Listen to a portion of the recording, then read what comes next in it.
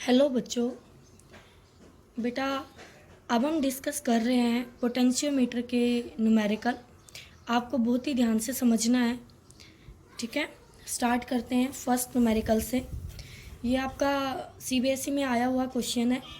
पहले मैं इस स्टेटमेंट को डिस्कस करती हूँ आपके साथ। क्या कह रहा है इस स्टेटमेंट में? Two cells of EMF E1 and E2 are connected to potentiometer wire A B. बेटा, ये फिगर आपको गिवन है, ठीक है, एज शोन इन फिगर। तो इस फिगर में कह रहा है कि E1 और E2 दो सेल है आपके पास, जिसका ईएमएफ E1 E2 दे रखा है, और वो ए बी वायर पोटेंशियोमीटर की वायर से कनेक्ट है, जैसा कि फिगर में दिखाया गया है। ओके।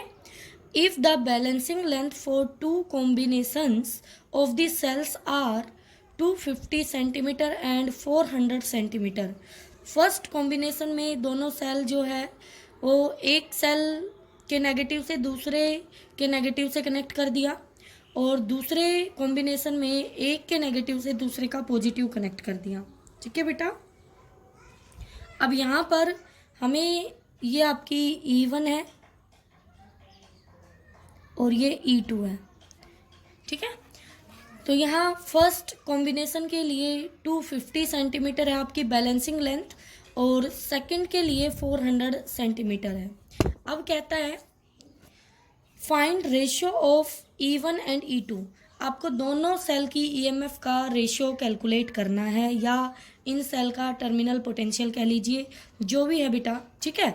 तो इन दोनों पोटेंशियल का आपको रेशियो करना है कैलकुलेट।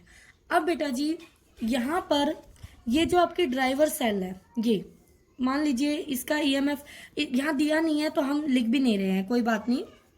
हमें ना तो ड्राइवर सेल का ईएमएफ दिया, और ना ही हमारी जो ये वायर है ए बी वायर, इस वायर के लिए हमें कोई रेजिस्टेंस या इस तरह का कुछ भी नहीं दिया हुआ है।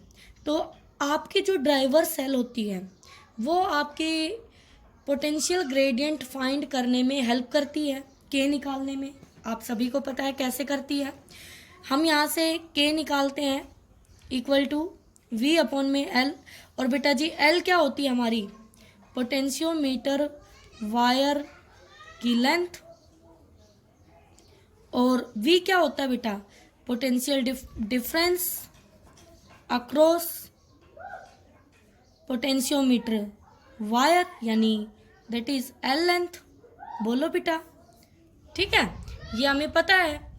अब हमें ना तो ये मालूम है और ना ही एक तरह से टोटल लेंथ मालूम है आपको कि कितनी लेंथ दी हुई है। देखो कहीं भी गिवन है तो ए बी वायर की लेंथ नहीं दी हुई, सिर्फ ये बताया हुआ है कि ए टर्मिनल से 250 सेंटीमीटर की दूरी पर इस कॉम्बिनेशन का बैलेंस पॉइंट है, और 400 सेंटीमीटर पर इस कॉम्बिनेशन का बैलेंस पॉइंट है। कोई बात नहीं, कोई दिक्कत नहीं है। अगर हमें इसके ड्राइवर सेल सर्किट से कुछ नहीं मिल रहा है तो हम नीचे वाले सर्किट पे फोकस करेंगे अब, ठीक है। तो सबसे पहले आप ये जो आपके पास पोटेंशियोमीटर वायर है, अगर ये इस कॉम्बिनेशन ऑफ सेल को बैलेंस कर रहा है, यानी कि यहाँ पर ये जो लेंथ है आपकी, ये लेंथ इस कॉम्बिनेशन को बैलेंस कर रही है, यानी इन दोनों का जो पोटेंशियल डिफरेंस होगा, यहाँ इस पॉइंट के बीच का पोटेंशियल डिफरेंस आएगा, और इन दोनों सेल का जो पोटेंशियल डिफरेंस होगा वो बेटा सेम होगा, तभी तो बैलेंस हो रही है। कल ही तो डिस्कस किया था हमने कि जो आपके लोअर सर्किट था, जब आपने बनाया था एजे लेंथ, उस सेल के पोटेंशियल को क्या कर रही थी? बैलेंस। तो दोनों इक्वल एंड अपोजिट में पोटेंशियल दे रही थी, तो गैल्वेनोमीटर से जीरो करंट पास हो रहा था। बट हमारी एबी वायर से तो पास हो ही रहा था, लेकिन गैल्वेनोमीटर से जीरो पास हो रहा था। एबी वायर से पास होगा तभी तो यहाँ पर आपको इसका कुछ रेजिस्टेंस है, और करंट जाएगा तो वो कुछ पोटेंशियल डिफरेंस देगा उस वायर के अक्रॉस।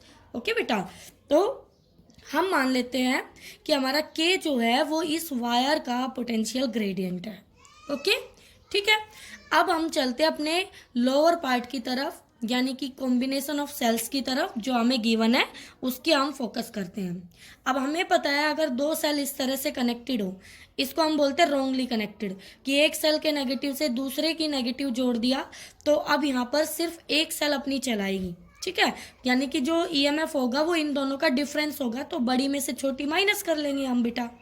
अब हमें नहीं पता कौन बड़ी कौन छोटी, तो कोई दिक्कत नहीं है, हमने यहाँ किया E1 minus E2 equal to 250 into में K, क्योंकि 250 तो हो गई लेंथ और K हो गया ग्रेडियंट, जो हमने ऊपर माना था पोटेंशियल ग्रेडियंट। ठीक है बेटा, तो फर्स्ट इक्वेशन आपकी आ गई। अब चलते सेकंड कॉम्बिनेशन की तरफ। अब दोनों सेल क्या कर रही है, एक दूसरे का फेवर कर रही है, अपोज नहीं कर रही है, तो दोनों का जो पोटेंशियल डिफरेंस आएगा वो इन दोनों का जो भी ये ईएमएफ है वो ऐड करके आएगा, तो E1 plus E2 equal to 400K। ये इक्वेशन 2 आ गई बेटा। दो वेरिएबल है, दो इक्वेशन है बेटा, यहाँ से आप इक्वेशन 1 और 2 को सोल्व करके E1 E2 की वैल्यू फाइंड आउट कर सकते हो। ठीक है, अब देखिए यहाँ से E1 की वैल्यू आई 325K, E2 की वैल्यू आई 75K। बेटा जी आपको रेशियो निकालना है, तो रेशियो निकालना है तो E1 बाई E2, तो ये रेशियो आ गया 4.3। कितना आ गया, 4.3। ठीक है बेटा, और यही हमें फाइंड आउट करना था, तो ये हमारा रिजल्ट हो गया, आंसर हो गया। कर सकते हो बेटा अच्छे से। चलो नेक्स्ट डाउट की तरफ चलते हैं।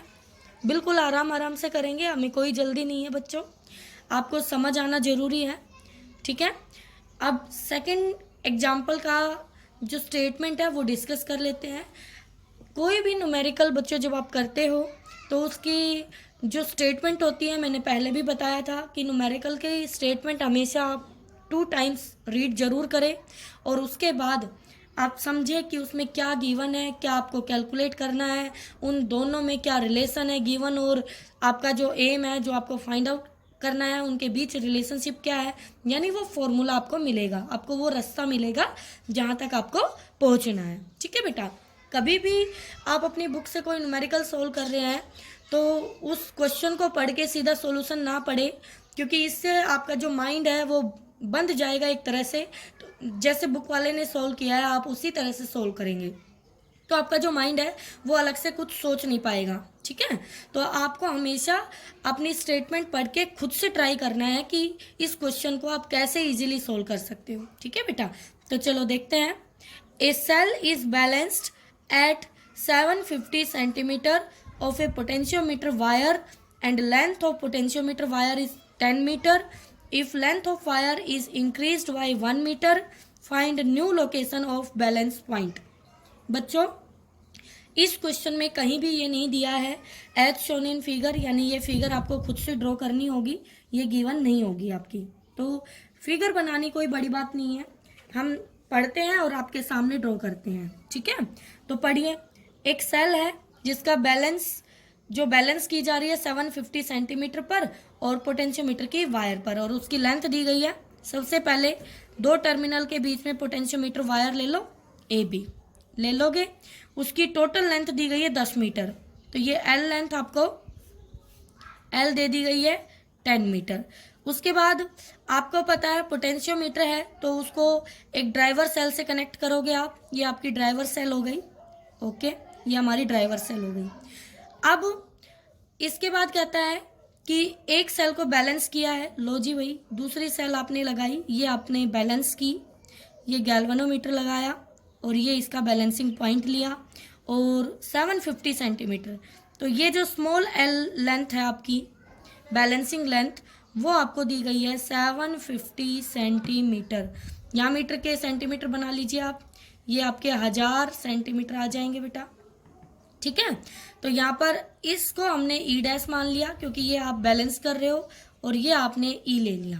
ठीक है, तो ऐसे आप अपना सर्किट ड्रॉ कर सकते हो बच्चों, बिल्कुल आसानी से, कोई मुश्किल बात नहीं है। चलिए अब देखिए, तो फिर से यहाँ पर टोटल लेंथ हमें पता है, EMF ऑफ ड्राइवर सेल हमें नहीं पता, तो हमने मान लिया E है।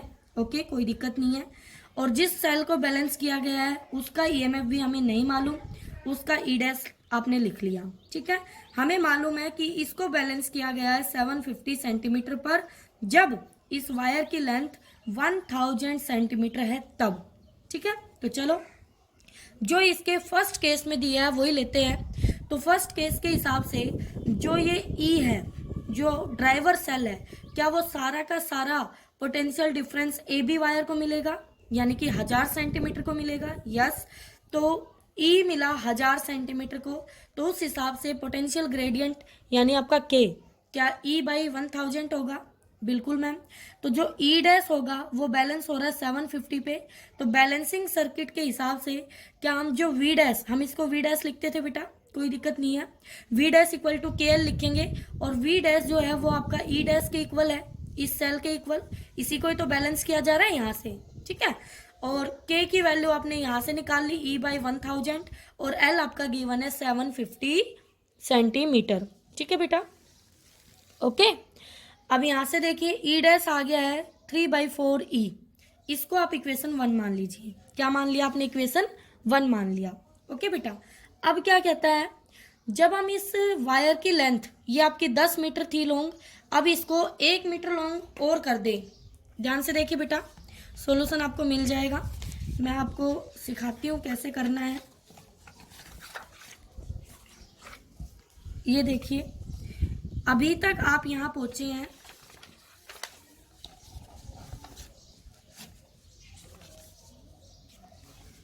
ई डैश फर्स्ट केस के हिसाब से E dash equal to 3/4 E, equation 1, ठीक है।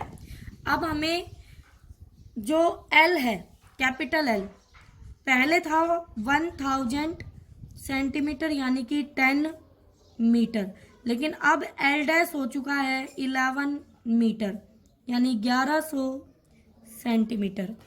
सॉरी, इधर कर देती हूँ थोड़ा सा, ठीक है। अब एक बात बताना, पहले जो ई था, ड्राइवर सेल का जो ई था, वो आपका 1000 सेंटीमीटर को मिल रहा था, अब वो किसको मिलेगा? 1100 सेंटीमीटर को मिलेगा। तो पहले अगर के, जो के था वो ई बाई एल था, तो अब जो के आएगा वो ई बाई एल डैश होगा। तो के क्या सेम रहेगा या अलग आएगा? मैम अलग आएगा, तो ये के डैश आएगा। तो क्या मैं सेकंड केस के हिसाब से, केस 2 के हिसाब से के डैश निकाल लूंगी बेटा, ई बाई एल डैश। ई है मेरा वही ई और एल डैश है मेरा 1100 सेंटीमीटर। लिख लोगे बेटा के डैश की वैल्यू? Yes ma'am. अब क्या कहता है कि सेल को बैलेंस किया 750 पे, ठीक है। तो हमने अगर उसकी लेंथ को 1 मीटर इंक्रीज कर दिया, तो न्यू लोकेशन यानी कि बैलेंसिंग लेंथ आपको फाइंड आउट करनी है। क्या फाइंड आउट करनी है बच्चों? बैलेंसिंग लेंथ यानी स्मॉल एल डैश आपको फाइंड आउट करना है, स्मॉल एल डैश आपको फाइंड आउट करना है, ठीक है। तो बेटा जी वी डैश इक्वल टू आपका के पोटेंशियल ग्रेडियंट, सेकंड केस में पोटेंशियल ग्रेडियंट के डैश, और एल आपको फाइंड आउट करना है। वी डैश बच्चों वही है आपका जो ई डैश आपने लगाया हुआ था, बिल्कुल। और के डैश की वैल्यू हो गई ई अपॉन में 1100 और एल डैश हमें कैलकुलेट करना है। ई डैश की वैल्यू हम ऊपर से निकाल चुके हैं बेटा, ये आई थी आपकी वैल्यू। तो यहाँ से जैसे ही आप पुट करेंगे 3/4 E equal to E by 1100, L dash E से ई कैंसिल, यहाँ से इसको सोल्व करके क्या आप एल डैश की वैल्यू 4,